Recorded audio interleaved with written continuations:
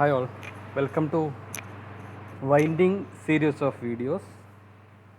Let us discuss the armature winding, and today let us discuss about the materials required for winding. And what is armature? We know it is a collection of coils arranged systematically.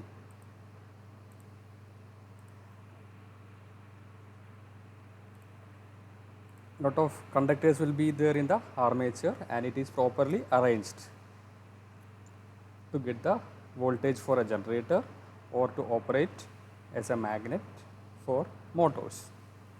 The rotor is called armature for DC machine and stator of AC machines will be wound systematically. What are the materials required for winding? Definitely there will be two main items, that is conducting material is there and insulating material is there for every winding part. Let us see what are the materials which are the conducting nature. Enameled copper wire, or otherwise it is known as super enameled copper wire. One more type is there, super enameled copper wire, SCC wire. Super for S, E for enamel, and C copper. And you might have already seen in winding shops and in our workshop. It is known as enamel copper wire. One more grade is there, it is known as super enamel copper wire, and silk covered copper wire. The insulating material here it is used is silk, and it can be single silk covered or double silk covered depending on the insulation requirement. And strip conductors are there which are not that flexible. You can see the copper strips here. The copper strips are wound for bigger machines. Bigger motors or generators will be having conductors which take higher current, and because of that higher current it has to be stripped. And in welding transformers and all, this type of strip conductors will be used. And what about insulating material?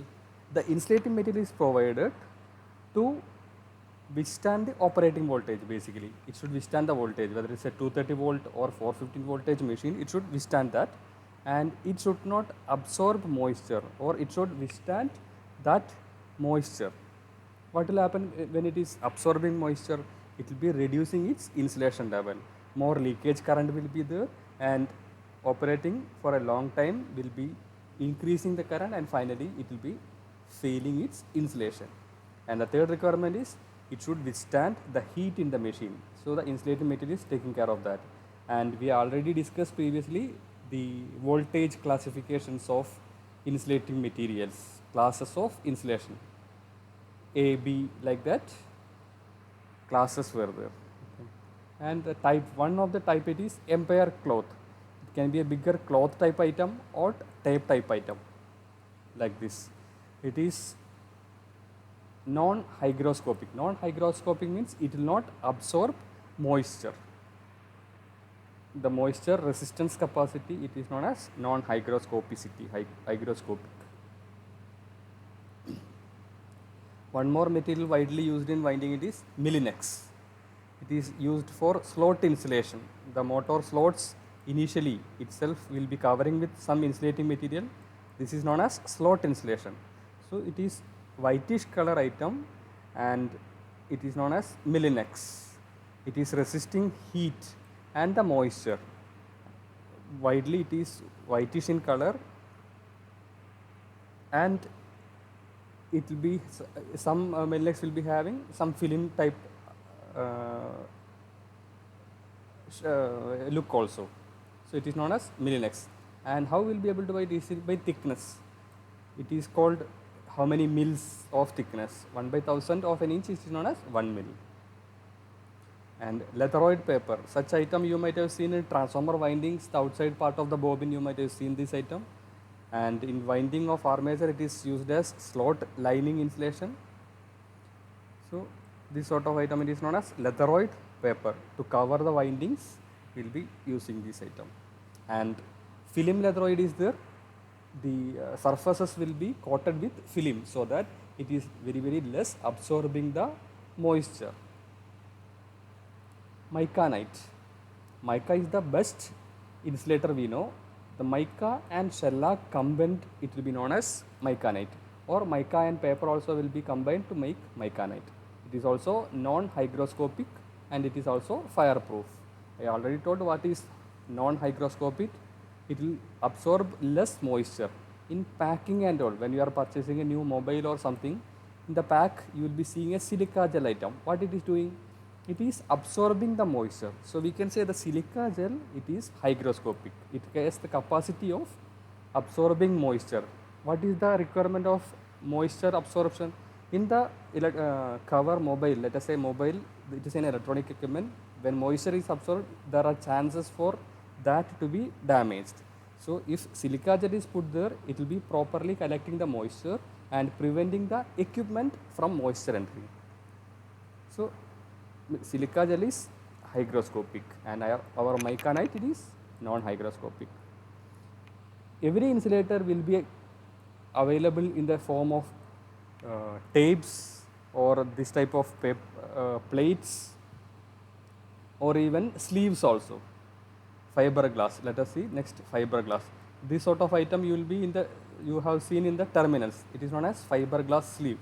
So the shape, wide variety of shapes are there for insulators like tubes or sleeves, and tape is available like this, and rings are available. Here it is known as ring, fiber ring, and some pipe also available. If we are putting some epoxy composite here inside the item, it will be totally solidifying. So fiberglass, it is withstanding very high temperature. That is advantage. It is used for very high temperature applications. And cotton tape, for insulating the tappings of windings, we are using cotton tape, and tightly binding the final condition of motor windings and all, we will be using this cotton tape. And binding thread, you might have seen some threads used to bind the winding to make it stiff condition. Totally making it a solid condition will be binding with thread. It is known as binding thread. And wedges are there for the motor. This is a slot. There are open type of slot, semi-enclosed is there, and closed slot is there, as you are aware. Here semi-enclosed slot is shown here, where conductors will be available and the slot insulation is available here, and here some wedges will be placed. Why it is? When the sorry, the rotor is rotating, the conductors may go out. To prevent the going out of conductors, you have to put wedges here. So wedges previously was used with the tree of bamboo. Nowadays we are using PVC wedges. So this is slot insulation item, where this side it will be placed. And varnish, we already might have seen different areas varnish is used. When the winding is totally completed, we will be applying varnish on that, and we will be baking it some ovens or air drying, or we will be putting some bulb and all near to that. And what it is doing? It is providing electrical insulation, as we are knowing, and it is becoming a single solid block. If you are putting the insulating varnish on the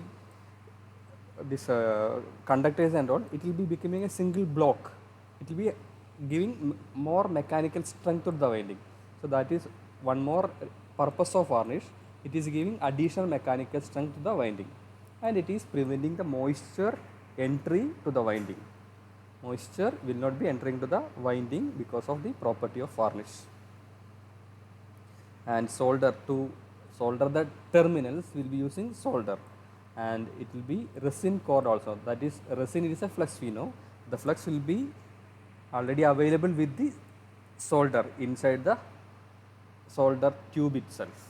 It is known as resin cord solder. We will be continuing the winding session, and in the next session we will be seeing the terminology in winding.